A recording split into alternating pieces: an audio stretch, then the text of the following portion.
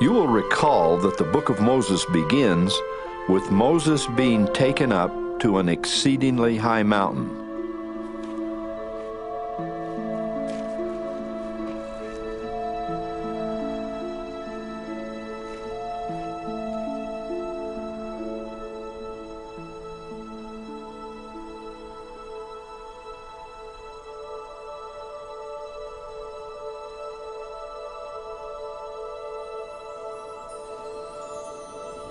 And the glory of God was upon Moses.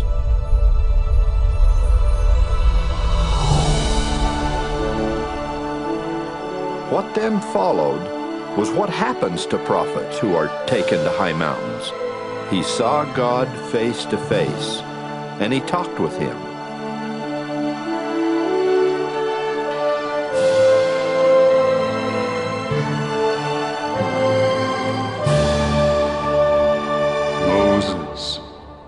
Behold, thou art my son. Wherefore, look, and I will show thee the workmanship of mine hands. And Moses beheld the earth, yea, even all of it. And there was not a particle of it which he did not behold, discerning it by the Spirit of God.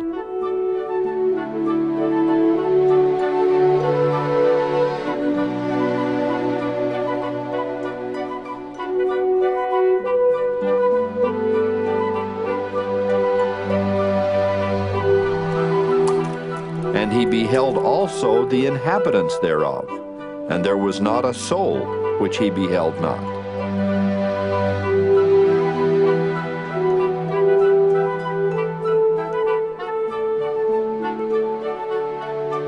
This experience is remarkable by every standard.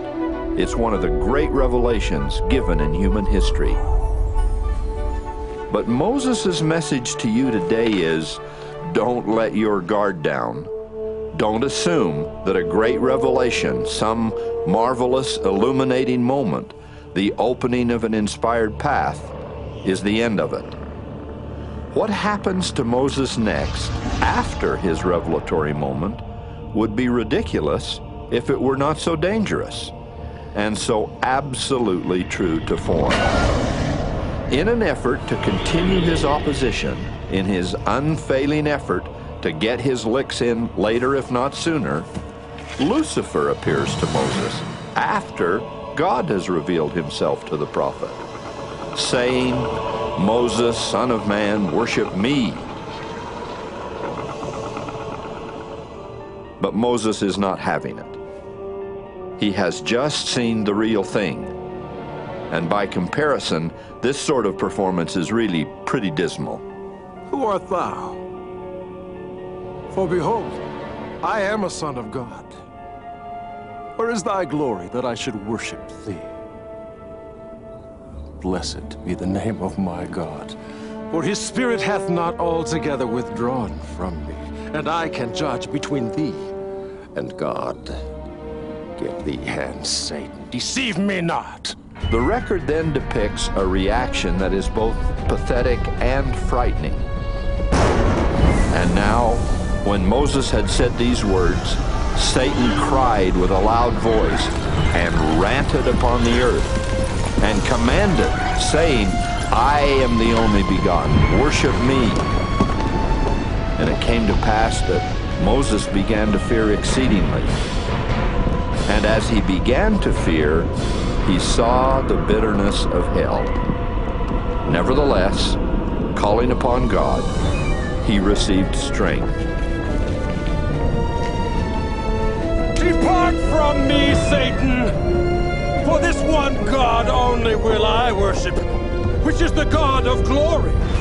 And now Satan began to tremble, and the earth shook. In the name of the only begotten, depart hence, Satan.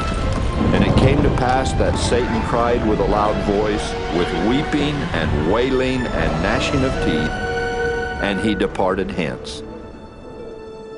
Always to come again, we can be sure, but always to be defeated by the God of glory.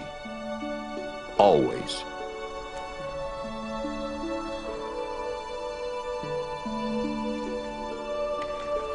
I acknowledge the reality of opposition and adversity that so often come after enlightened decisions have been made, after moments of revelation and conviction.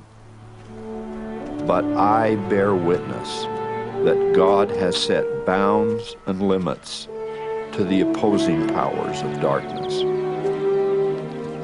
And when the second and the third and the fourth blows come, fear ye not. The Lord shall fight for you.